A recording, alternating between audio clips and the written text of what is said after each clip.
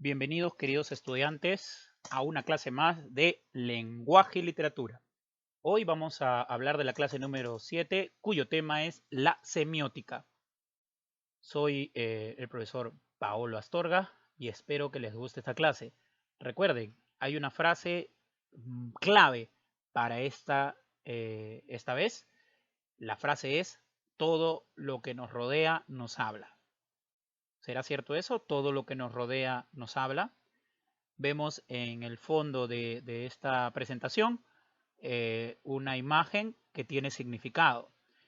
¿Qué significará esa caja de cereales con like en un platito de comida para perros que dice ego?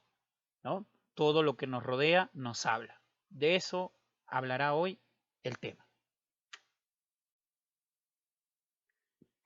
En primer lugar, vamos a definir qué es la semiótica. La semiótica es el estudio de los signos, su funcionamiento y producción en la vida social. Básicamente, un signo es cualquier cosa que nosotros podemos percibir e interpretar, es decir, entender, encontrar su significado. Por ejemplo, cuando vemos un color, el color tiene un significado.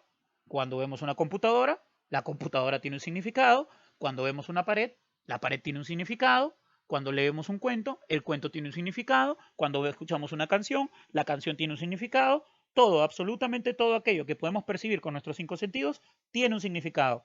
Y ese significado es un signo. Ese signo posee un significado y obviamente está organizado o tiene que estar organizado como un lenguaje.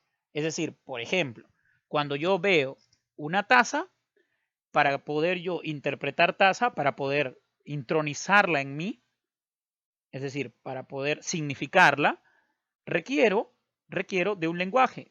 En este caso, el lenguaje que ahorita yo mismo estoy utilizando, ¿no? Por ende, esto hace generar un signo. El signo, según Ferdinand de Saussure, requiere de un significante y un significado. El significado es la idea y el significante es el habla, ¿no? La palabra. Taza es el significante y lo que significa taza, recipiente en donde se pone una bebida, por ejemplo, en este caso caliente, eh, es el significado. Así nacen los signos. Todo, absolutamente todo, puede ser un signo, pero requiere de estos dos elementos. Un significado, la idea que yo tengo de este objeto, y un significante, el lenguaje mismo, ¿no? Las palabras, el habla. Observemos. En la primera imagen tenemos a dos jóvenes tomándole foto a su comida, ¿no? Se podría decir, ¿no? ¿Por qué le toman foto a su comida? Y al lado tenemos un meme, ¿no? De la abuelita. En mi época, la comida era para comérsela, no para tomarle fotos. Si se han dado cuenta, las dos imágenes son sígnicas, es decir, podemos encontrarles un significado. Y si le encontramos un significado, una interpretación. Por ejemplo, aquí los celulares son un signo, este café con leche también es un signo, estos panecillos también son un signo. Como vemos, podemos interpretar todo esto. Por ejemplo, este es un signo de la época, en donde se quiere llamar la atención a toda costa a través de las redes sociales y pues hacemos pública nuestra vida privada y sobre todo hacemos público lo superficial, que es tomarle foto a una comida que supuestamente se debe comer, ¿no? Entonces, al otro lado, el meme hace una burla irónica y sarcástica de la imagen que está a la izquierda, ¿no?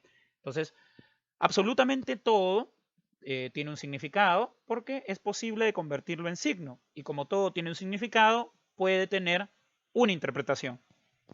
Continuamos con la clase. Ahora, ¿qué es un signo? Es la representación de una idea, aquí está, o imagen desde una determinada perspectiva que genera un significado y apunta a un fin o intención. El ser humano, sobre todo que vive en sociedad y en civilización, requiere, es importantísimo crear signos, ¿ya? Establecer signos en su vida social. ¿Por qué? Porque esto organiza su vida social. Si no existieran los signos y la organización y convencionalidad de los signos, sobre todo, es decir, que todos estemos de acuerdo, o la gran mayoría estemos de acuerdo de estos signos, pues no funcionaría la civilización. Pero hay una paradoja, porque cuando se organizan los signos, cuando se organiza el significado, se establece, vamos a decir, una regla, una norma, una convención, también se establece un tipo de ley, ¿no? Y se reprime o se quedan afuera aquellas personas que no están de acuerdo con esta ley, con esta norma, y por ende también en algún momento se genera una desigualdad, o sea, hasta en la cuestión del lenguaje genera desigualdades, ¿no? Por ejemplo, tenemos un baño, miren, vamos al signo del baño.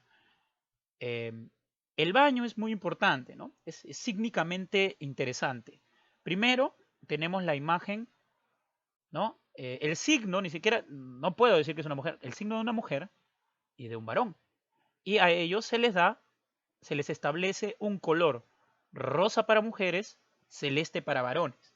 Si se dan cuenta, aquí ya podemos hacer una interpretación, ¿no? Que se supone que el rosa está relacionado con mujer y el celeste con varón. Pero no existe una ley natural que diga que el celeste siempre estuvo con la mujer y, perdón, que el celeste siempre estuvo con el varón y que el rosa siempre estuvo con mujer. Si se dan cuenta, aquí hay un establecimiento del signo. ¿Por qué? Porque aquí se dice, según la definición, que es una idea o imagen, pero desde una determinada perspectiva. ¿Y quién impone la perspectiva? La convención, es decir, toda la sociedad, la cultura, ¿no? Por ejemplo, puede haber culturas que lo celeste sea para mujer y lo rosado para varón y no tiene ningún sentido. O sea, no hay ningún problema, perdón. Entonces, un baño es cínicamente complejo.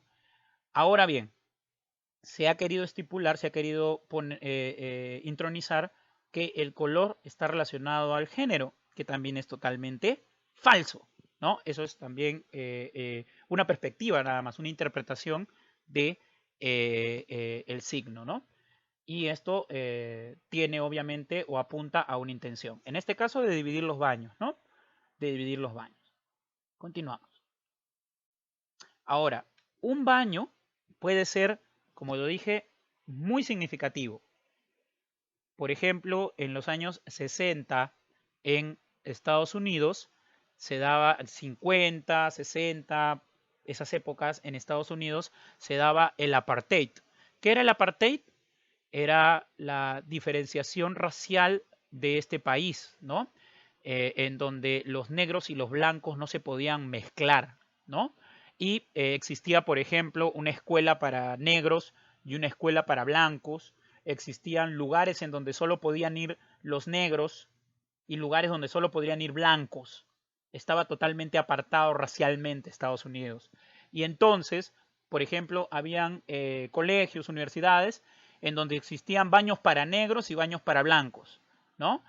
Como vemos en la imagen de aquí, ¿no? Blankies whites, o sea, blancos, ¿no? Blancos y no blancos y no blanquísimos, ¿no? Blancos, blancos, ¿no? Y entraban a estos baños. Aquí hay otra imagen bastante significativa en donde dice solo, ¿no? Solo blancos, ¿no? No podían entrar los negros a esos baños. Y esto generaba la desigualdad que les digo. O sea, cuando se impone un signo y se vuelve culturalmente convencional, es decir, una norma, una ley, un orden, siempre va a haber personas que quedan afuera. ¿Sí? ¿Por qué? Porque el signo establece un antes y un después, un positivo y un negativo. Esto no lo digo yo, lo dice un semiólogo estructuralista llamado Roland Barthes, ¿no? Que siempre hay como una especie de tabú, algo que prohíbe el signo y a la vez hay algo que el signo sí permite, ¿no?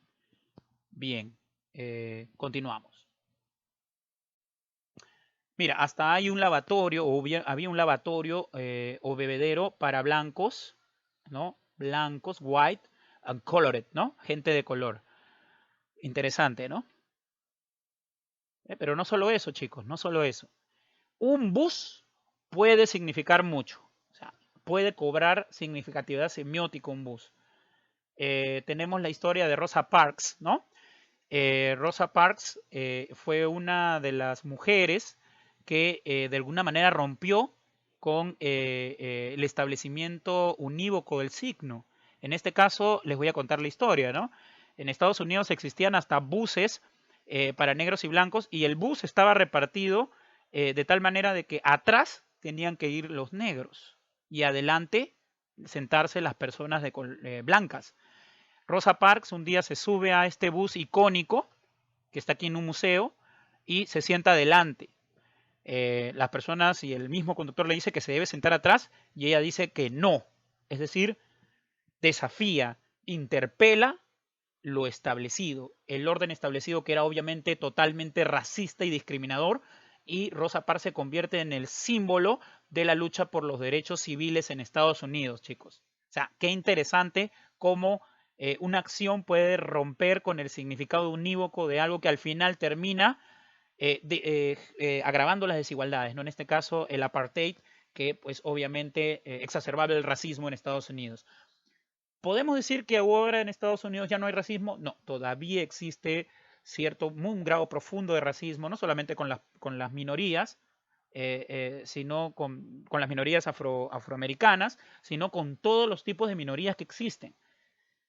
Y hoy en día estamos viviendo, si ustedes saben algo de realidad mundial, pues un estado en donde Donald Trump pues está generando nuevamente un apartheid en Estados Unidos y agravando las desigualdades, es decir, imponiendo un signo para que todos creamos que así es, pero está contraviniendo a la libertad de pensamiento. Bien, qué interesante es hablar un poco de semiótica. Repetimos, la semiótica es el estudio de los signos en la vida social y los signos son aquellos significados que se vuelven convencionales y que necesitan de un lenguaje para poderse ordenar. Se pueden interpretar y es una interpretación convencional, es decir, todos empezamos a creer que es lo común, que es la norma, que es el orden que debe establecerse, ¿no? Ahora, vamos a poner otro ejemplo de que las palabras pueden cambiar de significado dependiendo del contexto. Tenemos, por ejemplo, el amor es una cochinada, así que no me hables de eso. Volvamos a leer la frase. El amor es una cochinada, así que no me hables de eso. Eso es una frase que escuché el año pasado a una de mis alumnas que hablaba con su compañera en el recreo. Vamos a ver qué significa esa frase. En el siguiente discurso, ojo, lo que leímos anterior, voy a retroceder para que ustedes puedan ver. Esto que hemos leído no es solo una frase, no es solo una oración. En la semiótica, todo aquello que está escrito o se dice o se habla o se muestra, se le llama discurso. Entonces, el discurso es todo lo que dice alguien y que contiene un significado que se puede interpretar. Entonces, en el siguiente discurso, la idea de amor tiene un significado. Amor igual cochinada. Esto se interpreta como confuso, doloroso, sucio, dañino. En el ejemplo, podemos observar que constantemente estamos generando signos y significados. Además, también los interpretamos. Posiblemente, esta alumnita que decía que el amor era una cochinada, así que no me hables de eso, sufrió una decepción amorosa. Entonces, le encontró un nuevo significado a la palabra amor. Pero antes de la decepción amorosa, posiblemente haya dicho que el amor lo es todo y que gracias al amor ella tenía vida. Interesante, ¿no? Entonces, el significado de una palabra depende mucho del contexto y de la experiencia que nosotros podamos tener con ese concepto, porque podemos hablar mucho del amor, pero es nuestra experiencia la que nos da el significado, ¿no? Interesante. Ahí tenemos, ¿no? A Rafita, que le rompen el corazón, ¿no? Lisa le rompe el corazón, ahí lo podemos ver, ¿no? Y que hace referencia a que el amor es una cochinada. Ahora, relaciona cochinada como algo sucio, algo dañino, algo doloroso, algo que la puede matar, ¿no es cierto? La idea de amor que en el diccionario plantea que es más bien afecto, ¿no? Un afecto profundo todavía, ¿no? Amor. Muy bien, interesante. Seguimos con la clase. Ahora, lo que estaba diciendo sobre el signo tiene partes. Tenemos el significante, que es el sonido o imagen acústica que se pueden percibir con los 5 sentidos. Ya, con los 5 sentidos percibimos el significante. Por ejemplo, botella, ¿no? Botella, ahí está. Ahorita estoy pronunciando botella y ustedes lo pueden oír, entonces lo pueden percibir. Pero si yo no digo botella y les muestro una imagen de una botella, ustedes la pueden ver y también la perciben. Entonces el significante se percibe con los 5 sentidos. El significado es la imagen mental del objeto, la representación que tenemos en nuestro cerebro, en nuestra mente, ¿ya? Que se relaciona con una idea. La idea está relacionada con un significado, pues. Nuestra mente funciona como un lenguaje, según Wittgenstein. Así que yo les recomiendo que tengan en mente eso. ¿Qué significa que es como un lenguaje? Cuando nosotros percibimos algo, nuestro cerebro lo convierte en palabras. Por ejemplo, vemos una botella y en nuestra mente sale botella, botella, botella. Y la botella tiene un significado. Ah, la botella tiene esta forma, contiene agua, puede ser esto. Y, según Saussure, por diferenciación. O sea, la diferencia es lo que genera el significado. Esta botella no es igual a esta moneda, porque la moneda tiene otro significado, suena diferente y hace esto. Entonces, cuando por diferencia, la famosa diferencia, se genera un significado. Así los seres humanos hemos ido ordenando los significados por diferenciación. Luego tenemos el referente. Todo signo tiene un referente. El referente es la realidad o contexto donde nace el signo. Mano, ya, mano, tiene diferentes contextos relacionantes, diferentes referentes, porque yo puedo decir mano, ya, mi extremidad, ¿no? Con 5 dedos, pero también puedo decir mano de échame una mano, que es ayuda, o mano de hermano, en México, Jehová mano, ¿no? Entonces, ahí está, ¿no? Entonces, el significante, que es lo que percibimos con los 5 sentidos, el significado, que es la imagen o imagen mental, ¿no? Que tenemos aquí, el significado que está en nuestra mente. Y el referente, que es el contexto en donde se produce este signo, todo ello genera, pues, son los elementos de un signo vivo, ¿no? De un signo en la vida real, ¿no? En la vida social. Y obviamente el referente nos aporta información para su significado o interpretación. Siempre el referente es importante, porque el referente nos va a ayudar a interpretar. Muy bien. Por ejemplo, no es lo mismo una manzana en una ensalada de frutas que una manzana en el Génesis de la Biblia. ¿Por qué? Porque en una ensalada de frutas la manzana es riquísima. Me la como y tiene vitaminas. Pero en el Génesis la manzana genera pecado, ¿no? O sea, ahí está. Diferentes contextos, diferentes interpretaciones. Para que quede claro, tenemos a perro, ¿no? Perro, tenemos el referente, ahí está, miren, este es el referente, un perrito, qué bonito está el perrito, y hay un significante. El significante es perro, ¿no? Animal, canino, tiene 4 patas, ladra, es todo lo que podemos percibir del referente de perro, ¿no? Percibimos. Percibimos que es un animal, percibimos que es un canino, que no es un felino, percibimos que tiene 4 patas, no 2, o ninguna, puede ser un gusano, y que ladra, que no maulla, ¿no? Por ejemplo, ¿no? Eh, eh, Luego pasamos al significado. El significado ya está en nuestra mente, es decir, ¿con qué se relaciona perro? Fidelidad, cariñoso, amigable. ¿Sí? Si te mordió, por ejemplo, un perro cuando eras niño, le vas a tener miedo, entonces el significado va a ser, ¿no? Pánico, miedo, algo que abyecto, ¿no? Que no debo tocar, que no debo acercarme, ¿no? Entonces, así funciona el signo, queridos estudiantes. Bien, hay una característica muy interesante de los signos, que es la polisemia.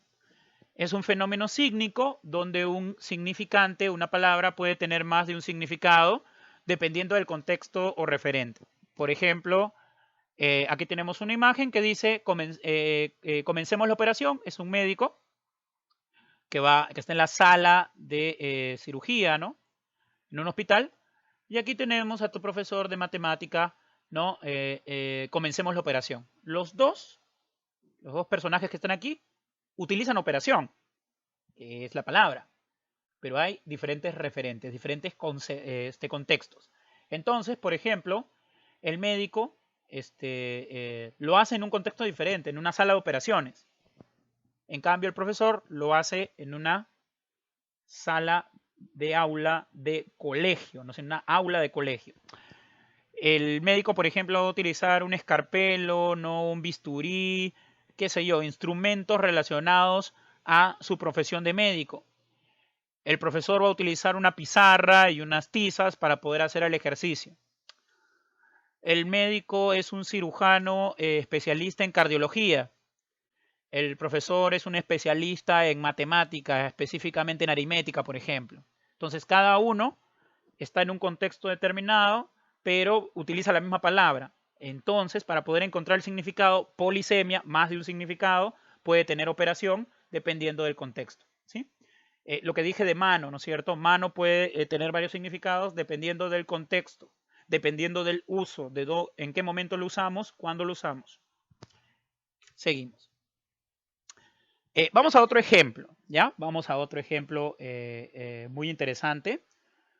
Miren todos los significados que puede tener la palabra, el verbo caer, así como el gatito que está cayendo, miren.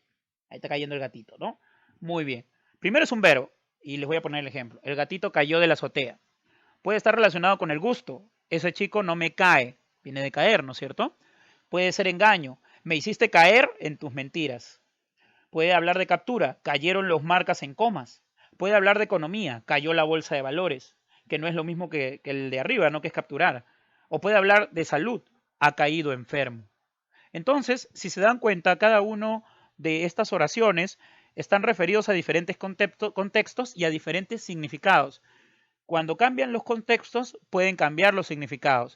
Y la riqueza significativa de una palabra está determinada por su capacidad polisémica, es decir, de polisemia, ¿no es cierto? Muy bien. Ok. Otro de los elementos es la denotación y la connotación.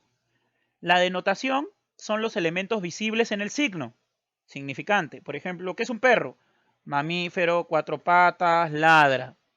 Connotación. Si se han dado cuenta, la denotación está relacionada con el significante y la connotación son los elementos, sentimientos y emociones que se infieren, hago énfasis en infieren, a partir del signo tomando en cuenta el referente. Perro, puede ser un desgraciado, ¿no? Eres un perro, ¿no?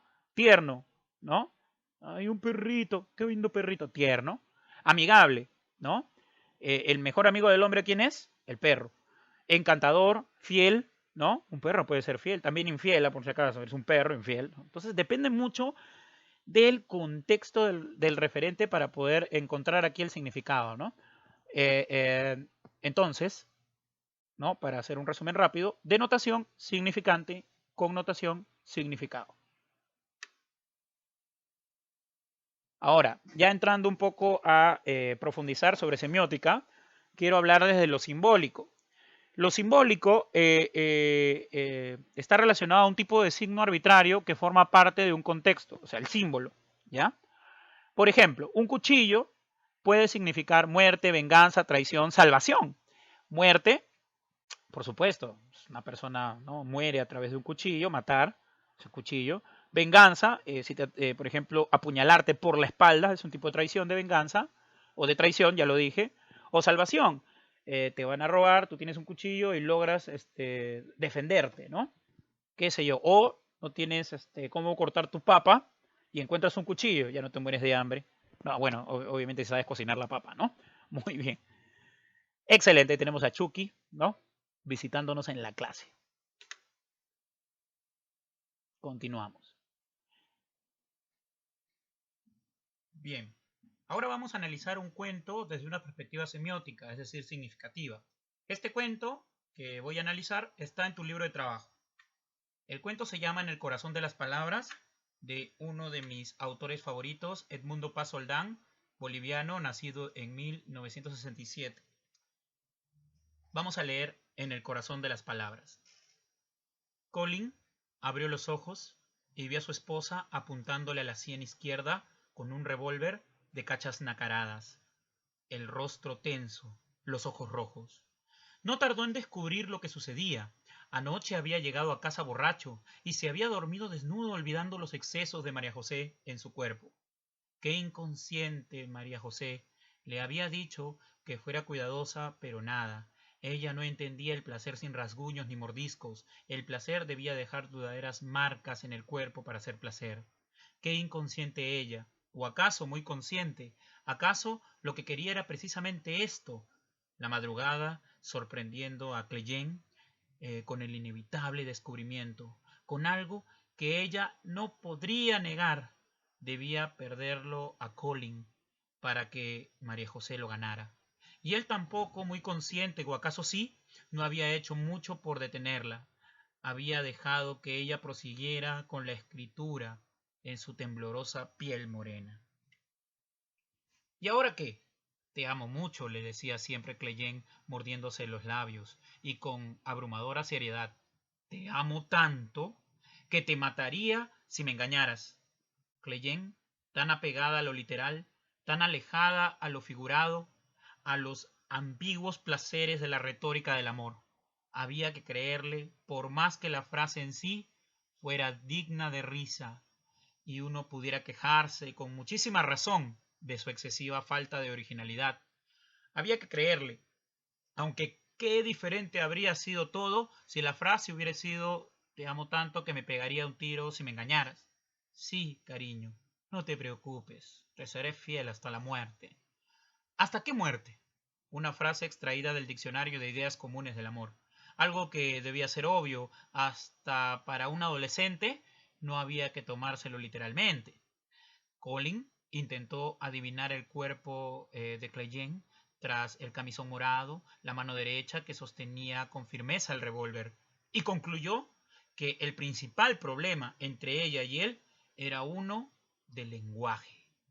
En vista de que jamás habían llegado a entenderse, salvo a través de miradas y gestos, como algunas parejas afirmaban que lo hacían después de años de convivencia, y de que no tenían otro lenguaje que el de las palabras para comunicarse, se trataba en realidad de un problema muy serio. Discúlpame, dijo él, el tono convincente. Te amo mucho, Clay. Daría mi vida por ti. Yo también te amo, susurró ella. Más de lo que te imaginas. Luego disparó. Muy bien. Hemos leído el cuento En el corazón de las palabras de Edmundo Paz Soldán, un cuento bastante apasionado. Y ahora vamos a hacer el análisis significativo semiótico de este cuento. He preparado 6 preguntas. No se preocupen, cada una está resuelta para que ustedes tomen como ejemplo este análisis y puedan leer y analizar el cuento que sigue, que está en las actividades. ¿Está bien? Igual, por favor, quiero que resuelvan el siguiente cuento. Análisis del cuento En el corazón de las palabras. Número 1. ¿De qué trata el texto? El cuento nos habla sobre el engaño de Colin con María José hacia Cleyen, la esposa de Colin. Esta se entera de la infidelidad y decide cobrar venganza y asesina a su esposo con un revólver. Como se ve, este es un cuento trágico y realista. Ahora vamos a los objetos significativos. Vamos a profundizar un poquito en la lectura. Objetos significativos que son importantes en el cuento y que tienen un significado. En el cuento, uno de los objetos significativos es el revólver, y es bien obvio, ¿no? Pues es el móvil que consuma la venganza contra la infidelidad de Colin. 3. Palabras significativas, es decir, aquellas que son importantes en el cuento y tienen gran significado, no son trascendentales. Yo he encontrado 2. Te seré fiel hasta la muerte, estas palabras que pronuncia Colin reflejan en tono cínico el amor de mentira que le tenía a Clegane, y por eso son significativas, pues muestran un doble discurso, una doble moral por parte de Colin, ¿no? Si se dan cuenta. La otra palabra significativas es te amo tanto que te mataría si me engañaras. Estas palabras reflejan casi de manera literal las intenciones violentas de Clegane. Aunque fueron dichas antes de matar a su esposo, estas reflejan la psicología patológica del personaje y su poca resistencia ante la infidelidad. 4. Hemos pasado por objetos significativos, palabras significativas y ahora a sentimientos significativos. Aquellos que son importantes en el cuento y tienen un gran significado, ¿no? El más significativo es la decepción, sentir decepción. Clegane había sido directa con Colin, ¿no? Y él no pudo ser capaz de ir contra esa corriente del engaño. Clegane, que lo amaba, se sintió traicionada, decepcionada y obviamente eso termina colmándola de cólera, por eso cumplió su feroz promesa. Continuamos. La pregunta número 5 es acciones significativas, aquellas que son importantes en el cuento y tienen un significado. La acción más significativa se da en el desenlace, en el final, el disparo. Colin pensó que quizás su esposa nunca cumpliría su promesa de matarlo si le era infiel. Sin embargo, ella sí lo hizo. Eso demuestra la sangre fría con la que actuó Clegane, víctima de la traición. Y por último, ¿cuál es tu opinión personal y por qué? Aquí vamos a hacer una interpretación crítica sobre el cuento que hemos leído. Bien, la opinión sería: creo que este cuento de amor pasional, con tintes de historia policial, me deja un sinsabor, pues se nota que en la relación de Colin y Clegane jamás hubo amor, sino solo una serie de amenazas. La idea de fidelidad no está relacionada con el amor o la libertad, sino con el miedo a perder lo que supuestamente se posee. Y por eso, como tanto Colin, el infiel, y Clegane, la asesina, los dos no han podido madurar en su inteligencia emocional y por ello todo acaba en tragedia. Es decir, nunca se amaron. Muy bien. Excelente. Excelente. Entonces, lo que hicimos anteriormente fue el análisis significativo, semiótico de un cuento y la clase ha concluido. Espero que les haya gustado esta clase. En la descripción del video estoy dejando las actividades a realizar. Espero que esta clase les haya servido y nos vemos en una próxima ocasión. Mi nombre es Paulo Astorga. Cuídense. Chao.